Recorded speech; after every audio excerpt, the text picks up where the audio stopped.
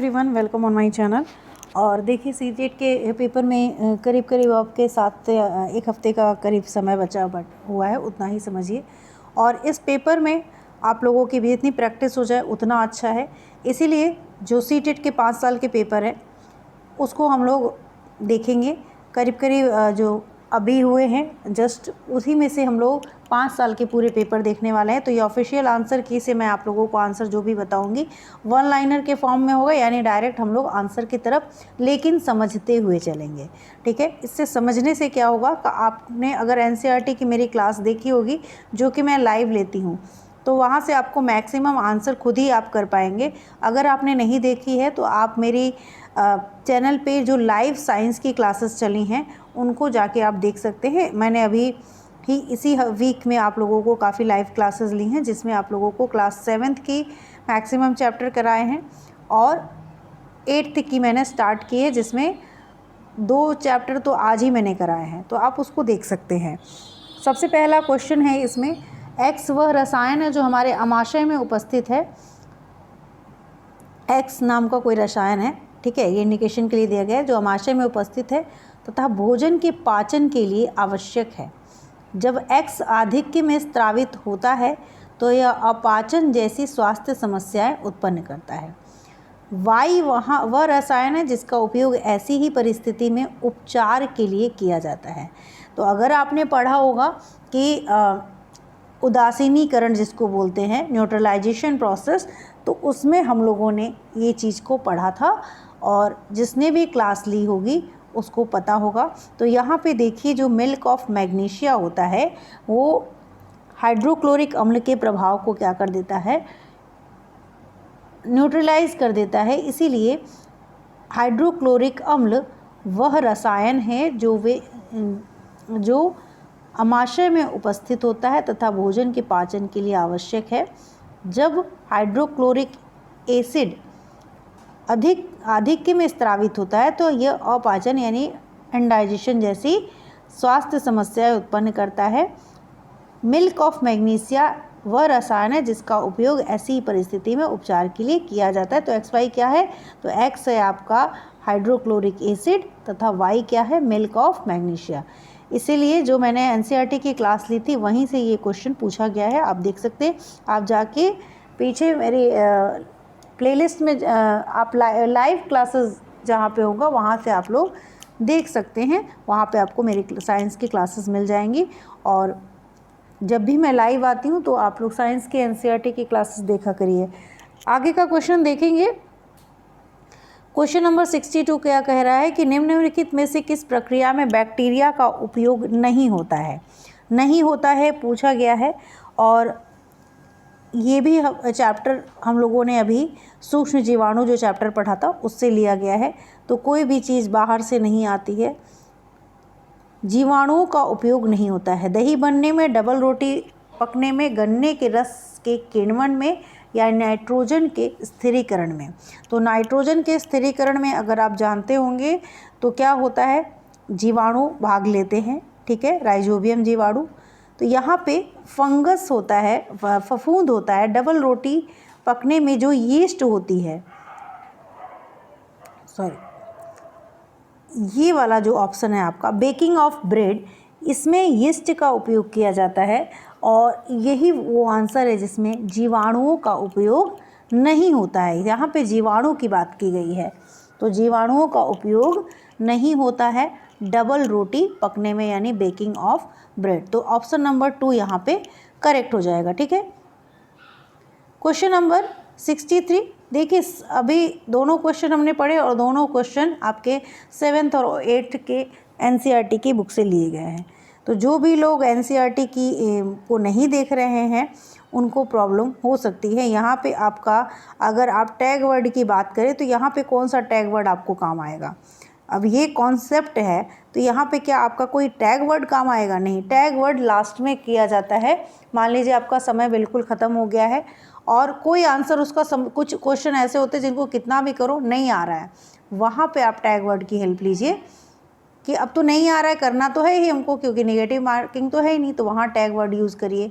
उसके बाद आपको एक जैसे कई आंसर लग रहे हैं तो वहाँ पे कुछ टैग वर्ड की हेल्प ले सकते हैं।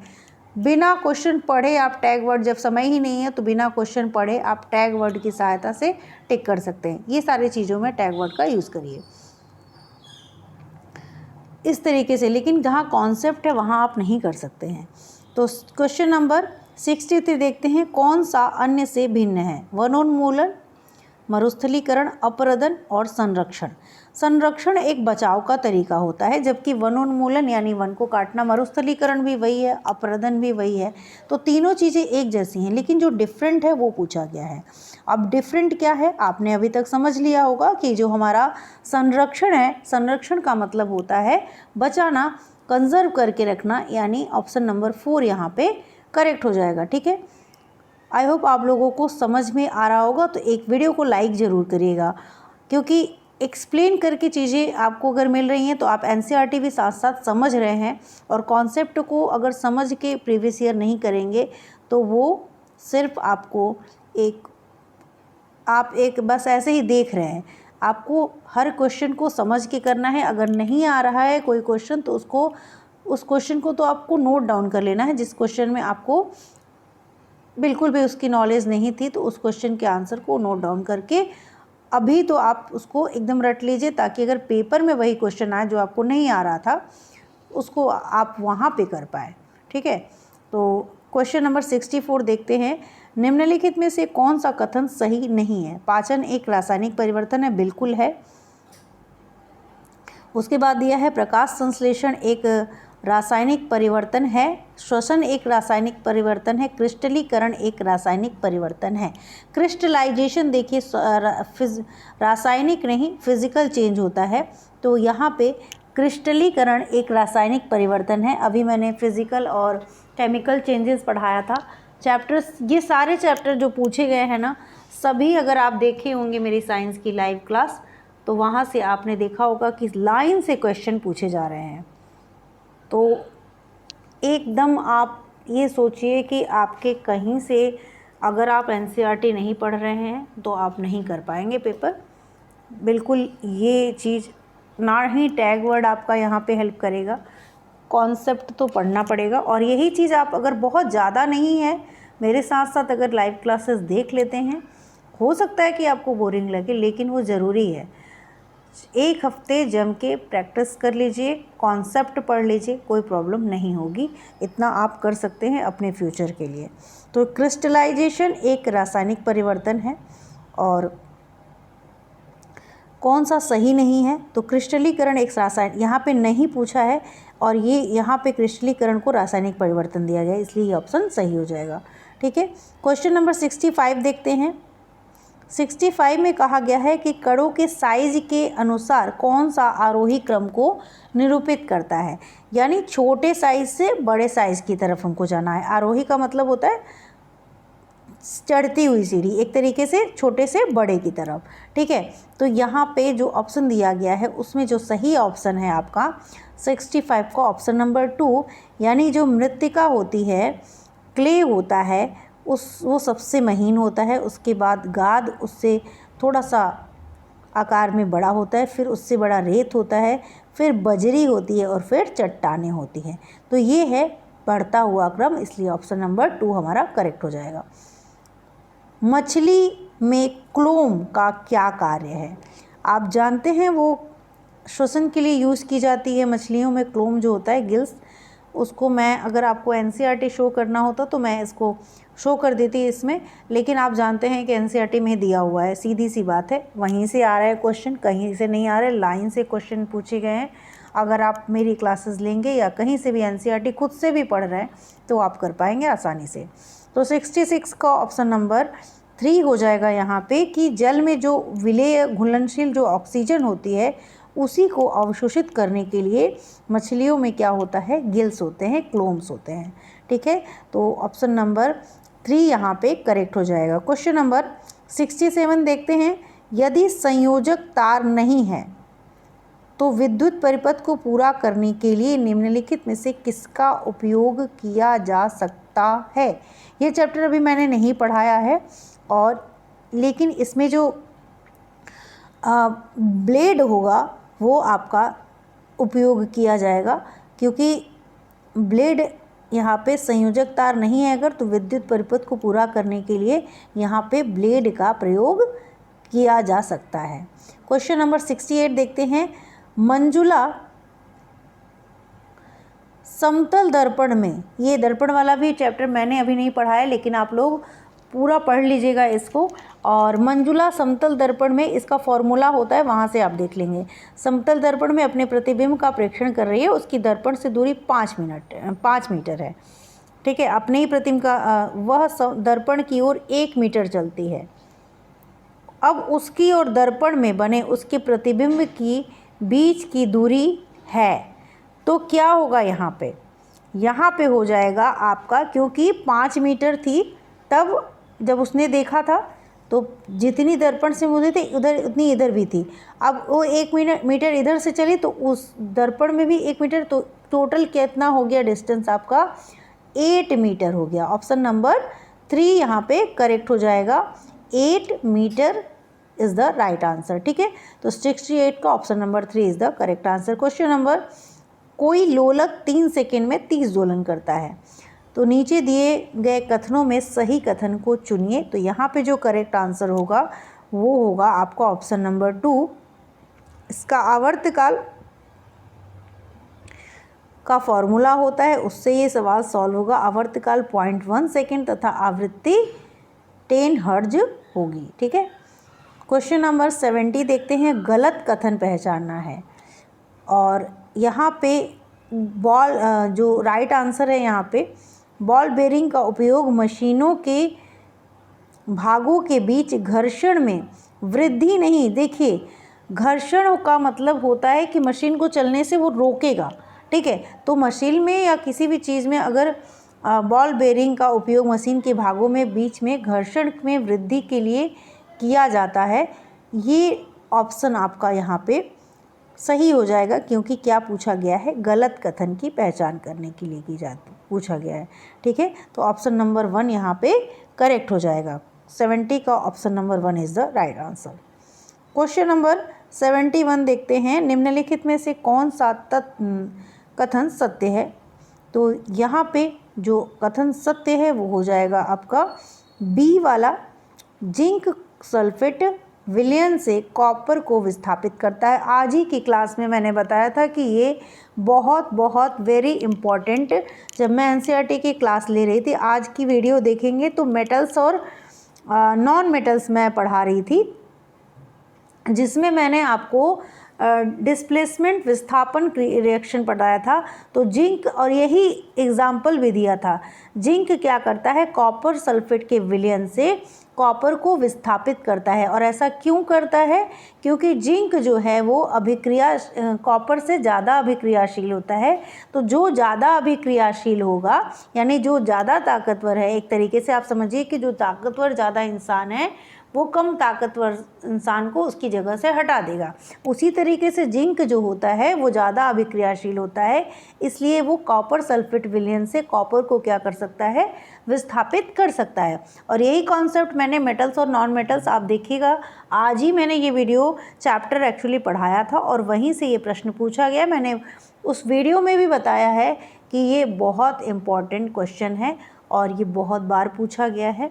तो आप उस वीडियो को देख सकते हैं कि मैंने एकदम 100% उसको कहा था कि आप लोग अच्छे से इसको देख लीजिए, और वहीं से ये प्रश्न आया हुआ है। तो ऑप्शन नंबर 2 यहाँ पे केवल बी जो है वो सही हो जाएगा। ठीक है, तो 71 का option number 2 is the right answer. अगर आप लोग कहेंगे तो एनसीईआरटी की क्लासेस में ज़्यादा देर ले लूँगी, लेकिन अगर आप लोगों के कमेंट आते हैं कि मैम आप एनसीईआरटी आप लोगों को देखना है ना, तो आप लोग अगर इंटरेस्टेड नहीं होंगे मेरी वीडियोस पे, अगर व्यूज़ उस तरीके के लाइक्स नहीं आएंगे, तो मुझे ये नहीं समझ में आएगा कि आप लोगों को वो चाहिए या नहीं चाहिए। तो नहीं चाहिए तो जिन लोगों को चाहिए मैं बना देती हूँ, लाइव क्लास में आती हूँ, बहुत ज़्यादा लोग नहीं आते। तो अगर आपको लगे कि आपके लिए वो इम्पोर्टेंट क्लास है, आप ज़रूर आइएगा, कमेंट करिएगा, मैं आपकी क्लासेस ले लूँगी। ठीक है, क्वेश्चन नंबर 72, निम्नलिखित में से सही कथन पहचानिए। अब यहाँ पे ये थर्मामीटर वाला भी आपका चैप्टर हो चुका है और इसमें जो है सही कथन पहचानना है। तो यहाँ पे हम लोगों ने सारे टाइप के थर्मामीटर के बारे में पढ़ा था, ये चैप्टर भी हो चुका है। तो यहाँ पे जो प्रयोगशाला थर्मामीटर का जो परिसर होता है वो डॉक्टरी थर्मामीटर से अधिक होता है, ये कथन सही है, क्योंकि वहाँ पे हम लोगों ने जो रेंज पढ़ा था प्रयोगशाला थर्मामीटर उससे ज़्यादा ऊपर के टेम्परेचर को मेज़र करता है। तो यहाँ पे ये क्वेश्चन ऑप्शन नंबर 4 करेक्ट हो जाएगा। ठीक है, दोनों थर्मामीटर के बारे में हम लोगों ने उसमें पढ़ा था, बल्कि सावधानियाँ भी पढ़ी थी, तो वो भी आप पूरा चैप्टर का देख सकते हैं। गलत कथन, इधर जितनी भी क्लासेस मैंने लाइव क्लासेस ली हैं वो सारी ही आप अगर लास्ट समय भी देख के जाते हैं तो आप लाइन से देख सकते हैं कि आप साइंस के क्वेश्चन कर पाएंगे।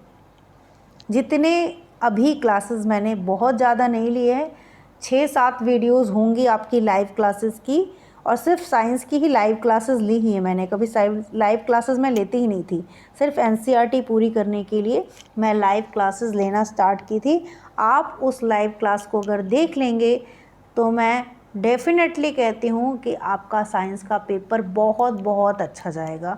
जो लोग नहीं देख रहे हैं उनका अच्छा नहीं जाएगा, क्योंकि आप प्रीवियस ईयर से कॉन्सेप्ट नहीं सीख सकते हैं। कॉन्सेप्ट के लिए आपको एनसीईआरटी ही पढ़नी पड़ेगी। ठीक है, गलत कथन पहचानिए, केरोसिन के बारे में पूछा गया है, और यहाँ पे जो गलत कथन है वो है आपका ऑप्शन नंबर 3।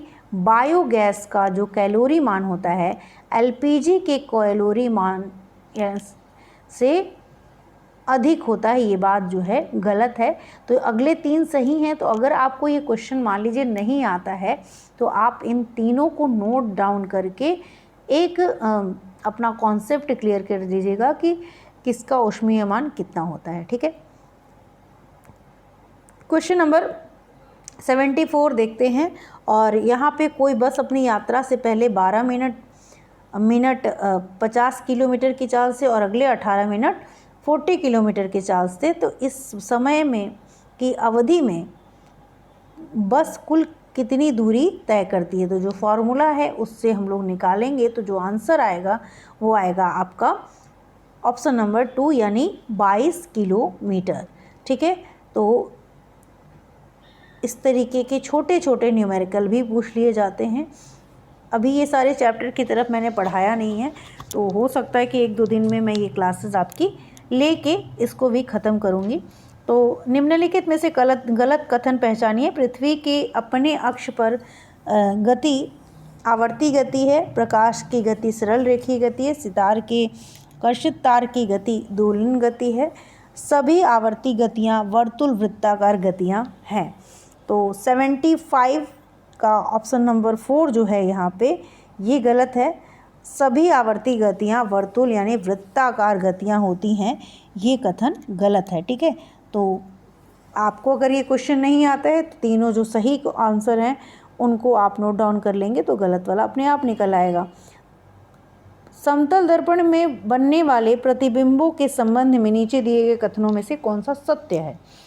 तो सत्य कथन पूछा गया है। समतल दर्पण की कुछ विशेषताएं होती हैं। दर्पण टॉपिक मैंने नहीं पढ़ाया है, लेकिन आगे के 1-2 दिन में मैं ये सारे टॉपिक फिनिश करने वाली हूँ।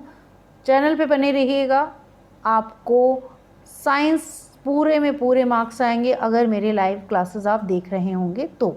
ठीक है, तो क्वेश्चन नंबर 76 का ऑप्शन नंबर 2 जो है ACD, प्रतिबिंब सीधा बनता है, प्रतिबिंब पार्श्व परिवर्तित होता है और प्रतिबिंब का साइज बिंब के साइज के बराबर होता है। ठीक है, तो ये क्वेश्चन जो है आपका बिल्कुल ही सही है।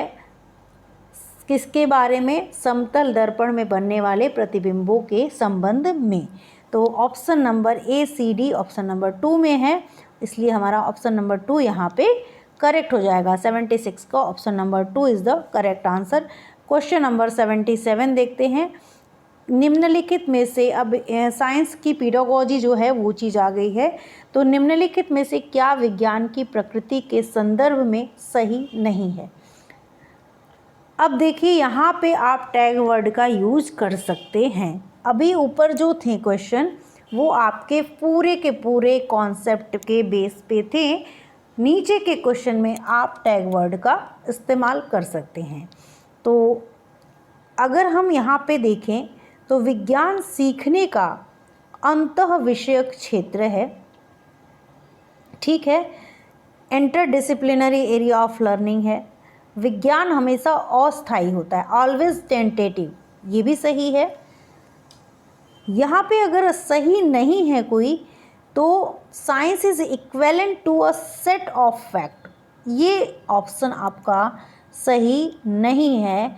तो ऑप्शन नंबर जो 4 है वो आपका यहाँ पे सही नहीं है। पूछा गया है प्रकृति के बारे में तो विज्ञान तथ्यों के समुच्चय के समतुल्य है, ये ऑप्शन सही नहीं है, इसलिए हमारा यही राइट आंसर हो जाएगा। ठीक है, राष्ट्रीय पाठ्यचर्या के बारे में 2005 के अनुसार अच्छी विज्ञान शिक्षा होनी चाहिए। कैसी होनी चाहिए? विज्ञान शिक्षक के प्रति निष्ठ, बच्चे के प्रति निष्ठ, विद्यालय के वातावरण के प्रति निष्ठ या कक्ष संस्कृति के प्रति निष्ठ। जैसा कि हम सभी जानते हैं कि बाल केंद्रित शिक्षा होनी चाहिए, हर जगह बच्चे को बच्चे के लिए शिक्षा है ना, शिक्षा के लिए बच्चा नहीं, बच्चे के लिए शिक्षा हो रही है। तो यहाँ पे अच्छी विज्ञान शिक्षा बच्चे के प्रति निष्ठ होनी चाहिए, क्योंकि यही है टैग वर्ड आपका कि जहाँ पे आए बच्चों के लिए कोई भी चीज़, वो ऑप्शन आपका सही हो जाएगा। तो आप पीडोगॉजी के क्वेश्चन को आराम से आप टैग वर्ड की हेल्प से सही कर सकते हैं, यानी 75 नंबर हर सब्जेक्ट के मिला के अगर देखा जाए तो वहाँ पे आपके टैग वर्ड यूज़ होते हैं। क्वेश्चन नंबर 79 देखते हैं, एक अच्छी विज्ञान शिक्षा पाठ्यचर्या की निम्नलिखित में से कौन सी वैधता की संतुष्टि क्रियाकलाप और प्रयोग द्वारा होती है? संज्ञानात्मक, ऐतिहासिक, पर्यावरण संबंधी या प्रक्रियात्मक, यानी प्रोसेस। तो अगर आप जानते होंगे तो जो प्रोसेस होता है उसी में क्रियाकलाप और प्रयोग द्वारा होती है। तो ये वाला ऑप्शन नंबर 479 का जो है वो करेक्ट हो जाएगा। इसमें तो कोई ज़्यादा प्रॉब्लम नहीं होनी चाहिए आप लोगों को, ये तो सही चीज़ है। अब यहाँ पे देखिए, कक्षा 8 के इस बच्चों का शैक्षिक भ्रमण के लिए लेकर आती है। इस क्रियाकलाप के लिए निम्नलिखित में से क्या सबसे अधिक उपयुक्त उद्देश्य हो सकता है? हम लोग डेली ही करेंगे और इस तरीके से 5-6 पेपर देखते देखते आपको पेडागोजी आ जाएगी एकदम, बिल्कुल कोई दिक्कत नहीं होने वाली है। साइंस की पेडागोजी भी आप कर लेंगे क्योंकि आप पहचानना सीख रहे हैं। ठीक है, तो यहाँ पे क्या है, बच्चों के मध्य अंतःक्रिया को प्रेरित करता है। अगर अंतःक्रिया आता है आपके किसी भी ऑप्शन में तो ये एक पॉजिटिव टैग वर्ड होता है, तो ये भी सही है, उपयुक्त उद्देश्य है। ठोस वस्तु अनुभवों के द्वारा प्रक्रिया कौशलों को बढ़ावा देता है। किसकी? तो ये भी ऑप्शन आपका ठीक है। और क्या है, यहाँ पे बच्चों के अवलोकन कौशल को बढ़ाता है, ये भी यहाँ पे बढ़ावा देने की बात की गई है तो ये भी सही है। अवलोकन कौशल को बढ़ा रहा है तो ये भी सही है। शिक्षण और कक्षा की एक लय को तोड़ता है, ये ब्रेक करने का काम, ये निगेटिव पॉइंट है। तोड़ रहा है ये गलत बात है, ये तोड़ रहा है ये तो निगेटिव चीज़ है। तो ये ऑप्शन आपका करेक्ट नहीं होगा, यानी ABC ऑप्शन नंबर 1 के साथ जाएंगे और 80 का ऑप्शन नंबर 1 यहाँ पे करेक्ट हो जाएगा। क्वेश्चन नंबर 81 देखते हैं और देखिए कैसे आप इस तरीके से करते हुए आप पेडागोजी में नंबर पूरे ला सकते हैं। क्वेश्चन नंबर 81, निम्नलिखित से क्या उच्च प्राथमिक स्तर पर विज्ञान शिक्षा का उद्देश्य नहीं होना चाहिए? बच्चों की प्राकृतिक जिज्ञासा का पोषण करना। अगर पोषण करने की बात है तो जिज्ञासा का पोषण तो करना चाहिए, तो ये तो आपका उद्देश्य होना चाहिए, नहीं होना चाहिए पूछा गया है। तो जीवन के प्रति झुकाव और सहभागिता के मूल्यों का विकास करना, ये भी होना चाहिए। वैज्ञानिक स्वभाव का विकास करना बिल्कुल होना चाहिए। तो इसमें से निगेटिव पॉइंट तो ये तीनों नहीं है। तो अगर निगेटिव पूछा गया है तो पॉजिटिव पॉइंट को अगर हम हटा देंगे तो ऑलरेडी मेरा आंसर क्या है, निकल आएगा। तो अवधारणाओं की पाठ्य पुस्तकीय परिभाषा, जहाँ भी अभी आपको परिभाषा दिया गया हो, पाठ्य पुस्तक परिभाषा पे बल देने के लिए बात की गई हो, तो वो आपका एक टैग वर्ड हो जाता है। और पाठ्य पुस्तकीय परिभाषाओं पर बल देना ये क्या है, निगेटिव टैग वर्ड है, और यहाँ पे निगेटिव ही पूछा गया है, तो ऑप्शन नंबर 4 यहाँ पे करेक्ट हो जाएगा। ठीक है, वीडियो सही लग रही हो, अच्छी लग रही हो तो चैनल को लाइक, सब्सक्राइब, शेयर जरूर करिएगा, वीडियो को लाइक ज़रूर करिएगा, और जितने फ्रेंड हैं आपके शेयर कर दीजिएगा। ठीक है, ज़्यादा से ज़्यादा बच्चों तक इसको पहुँचाइए। क्वेश्चन नंबर 82 देखते हैं। निम्नलिखित में से क्या बच्चों में समालोचनात्मक चिंतन को बढ़ावा देता है? Critical thinking. बच्चों से कक्षा में विज्ञान की पाठ्य पुस्तक को पढ़ने के लिए कहना, इसमें क्या क्रिटिकल थिंकिंग है भाई? कुछ नहीं है। बच्चों को पाठ्य पुस्तक के अंत में दिए गए अधिगम विस्तार को पढ़ने के लिए कहना, नहीं। जहाँ पे चर्चा वाला ऑप्शन आ जाए, ये भी आपका एक टैग वर्ड है।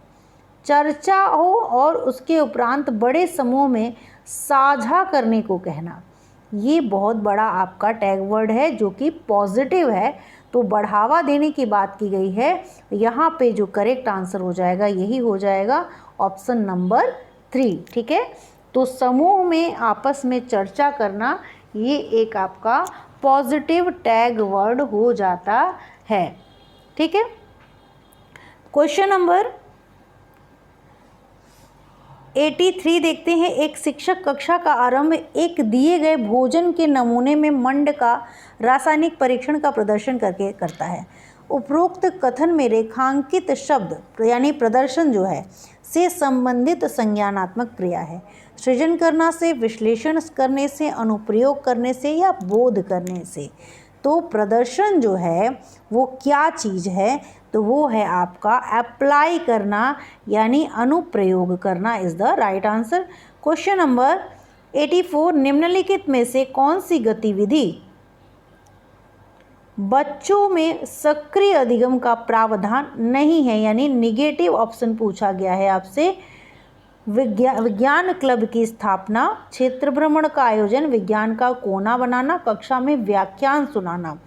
जहां आपका व्याख्यान आ जाए, लेक्चर मेथड, वो आपका निगेटिव टैग वर्ड होता है और आप इसको आसानी से कर सकते हैं। ठीक है, तो व्याख्यान सुनाना is the negative tag word, और यहाँ पे निगेटिव पूछा गया है तो ये निगेटिव हो जाएगा।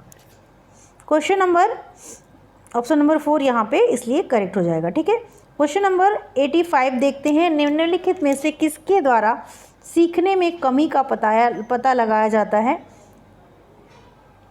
अवधारणा मानचित्र, वर्णन अभिलेख, पोर्टफोलियो, सत्र अंत, उपलब्धि परीक्षण। तो क्वेश्चन नंबर 85 में जो राइट आंसर हो जाएगा वो हो जाएगा आपका ऑप्शन नंबर 3 यानी A, B और C। तो ये जो हैं आपके सीखने में कमी का पता लगाया जाता है। ऑप्शन क्वेश्चन नंबर 85 का हो गया आपका। क्वेश्चन नंबर 86 देखते हैं और 90 तक ही होते हैं। तो विज्ञान में निम्नलिखित में से कौन सा साधन अवलोकन आधारित है? अवलोकन आधारित क्या है इसमें से? तो मौखिक परीक्षण, ये अवलोकन आधारित तो हो नहीं सकता है। उसके बाद लिखित परीक्षण, अवलोकन इसमें करने की कोई चीज़ है ही नहीं। कागज़ पेंसिल परीक्षण, यहाँ वर्ण एनेक्डोटल रिकॉर्ड जो है ये अवलोकन पे बेस्ड होता है। बच्चों को अवलोकन ऑब्जर्व करके ये बनाया जाता है। तो एनेक्डोटल रिकॉर्ड जो होता है, वर्णन अभिलेख, ये अवलोकन पर आधारित है। ठीक है, 86 का option number 4 is the correct answer. और क्वेश्चन नंबर 87 ये फिर से NCERT का आ गया। निम्नलिखित में से कौन सा कथन सही नहीं है? तो पश्मीना शॉल बकरी के बालों से बनता है, ये मैंने पढ़ाया था और ये भी लाइव क्लास में पढ़ाया था, तो आप इसको देख लीजिएगा। मैं बार बार आप लोगों से कह रही हूँ, जितनी लाइव क्लासेस मैंने ली हैं वो और आगे जितनी लूँगी, अगर उसने आप लोगों ने देख लिया तो आपके 15 नंबर कंटेंट के पक्के हो जाएंगे। और जो मैं प्रैक्टिस करा रही हूँ प्रीवियस ईयर से 15 नंबर के पीडागोजी के with the help of tag word, जो आपको मैं समझा रही हूँ कि क्या टैग वर्ड होता है, उससे भी आप आसानी से मतलब 30 में 30 आपके पूरे नंबर आ जाएंगे। ठीक है, तो पश्मीना शाल बकरी के बालों से बनता है। अंगोरा एक प्रकार की ऊन है जो खरगोश से प्राप्त होती है, गलत है ये। और ऊँट की ऊन कारपेट बनाने में उपयोग होती है। पश्मीना ऊन खरगोश से प्राप्त होती है, बिल्कुल भी नहीं सही है। तो यहाँ पे क्वेश्चन नंबर 87 का जो ऑप्शन नंबर यहाँ पे जो ऑफिशियल आंसर की से अगर आप देखेंगे तो वहाँ पे इस क्वेश्चन के लिए कॉमन नंबर दिया गया है। ठीक है, क्योंकि आपका ये भी गलत है और जहाँ पे खरगोश है वो तो गलत है ही, और भी आपका ए और सी भी यहाँ पे ये भी बहुत ज़्यादा सही नहीं है। तो ये चीज़ इसमें थोड़ा सा ऑप्शन कंफ्यूज हो सकता है, इसलिए यहाँ पे इन लोगों को पूरे नंबर मिल गए हैं। तो ये चीज़ आप लोग छोड़ दीजिएगा इसको। क्वेश्चन नंबर 88 देखते हैं। निम्नलिखित दिए गए लक्षणों के आधार पर जंतु को पहचानिए। लंबा मेरुदंड, बहुत सी मांसपेशियां, आगे को धकेलने के लिए शरीर अनेक वलयों में जुड़ा। 88 का ऑप्शन नंबर 1 जो है वो करेक्ट हो जाएगा, यानी सर्प का जो मेरुदंड होता है यानी रीढ़ होता है वो बहुत लंबा होता है, मांसपेशियां बहुत सी होती हैं, आगे को धकेलने के लिए शरीर में अनेक वलय बने होते हैं, यानी जो लूप्स होते हैं वो बने होते हैं। तो यहाँ इसका जो एग्जाम्पल है इन लक्षण के आधार पे वो है आपका स्नेक यानी सर्प। क्वेश्चन नंबर 89 देखते हैं। नीचे दिया गया कथन कौन सा कथन सही नहीं है? फिर से नेगेटिव पूछा गया है और यहाँ पे फिर से आपका कॉन्सेप्ट काम आ रहा है, यानी ये पीडागोजी के क्वेश्चन नहीं है। तो धमनियाँ और जो श्वसन वाला चैप्टर पढ़ाया था वहाँ से ये प्रश्न लिया गया है। क्लास 7th की एनसीईआरटी से ये क्वेश्चन पूछा गया है। ठीक है, तो एनसीईआरटी का पूरा क्वेश्चन है। आप लोगों को अगर एनसीईआरटी पढ़ेंगे तो एक भी क्वेश्चन आपसे मिस नहीं होगा। 89 का ऑप्शन नंबर 1, सभी धमनियाँ जो होती हैं ऑक्सीजन समृद्ध रक्त को ले जाती है। मैंने आप लोगों को ये पढ़ाया था। जबकि सभी धमनियाँ ऑक्सीजन समृद्ध रक्त को ले जाती हैं। यहाँ पे ये कथन सही नहीं है, क्योंकि धमनियाँ जो होती हैं वो क्या ले जाती हैं? वो ले जाती हैं कार्बन डाइऑक्साइड समृद्ध रक्त को। ठीक है, तो शिरा और धमनी दो चीज़ होती हैं। तो यहाँ पे सही नहीं है ऑप्शन पूछा गया है और ऑप्शन नंबर 1 यहाँ पे करेक्ट हो जाएगा। क्वेश्चन नंबर 90 देखते हैं और आज का लास्ट क्वेश्चन है। तो निम्नलिखित में से कौन मिलानों के सही क्रम को निरूपित करता है? Acidic acid, lactic acid, oxalic और एस्कॉर्बिक एसिड। एसिड वाले चैप्टर में पढ़ाया था कि किसमें क्या चीज़ मिलता है। तो एसिटिक एसिड आप लोग जानते हैं कि ये जो होता है विनेगर जो होता है वही होता है। तो एसिटिक एसिड का विनेगर यानी ऑप्शन नंबर 4 हो जाएगा, ए का 4। उसके बाद आता है लैक्टिक एसिड। लैक्टिक एसिड अगर किस में पाया जाता है तो लैक्टिक एसिड दही में पाया जाता है, इसलिए बी का 1। ऑक्जेलिक एसिड जो होता है वो पाया जाता है आपका पालक में। ठीक है, तो ऑक्जेलिक एसिड यानी सी का 2। और एस्कॉर्बिक एसिड जितने भी नींबू यानी वंश के फल हैं उनमें पाया जाता है, यानी डी का 3rd ऑप्शन। तो इसको अगर मैच करें हम तो ऑप्शन नंबर 3 यहाँ पे करेक्ट हो जाएगा। आज के लिए इतना ही, मिलते हैं नेक्स्ट वीडियो में। साइंस की एनसीईआरटी से सारे क्वेश्चन आए हैं, तो आप चैनल को सब्सक्राइब करके जितनी लाइव वीडियोस हैं साइंस की 6-7 क्लासेस ली हैं उसको ज़रूर देख लीजिएगा। मिलते हैं नेक्स्ट वीडियो में, तब तक के लिए थैंक यू।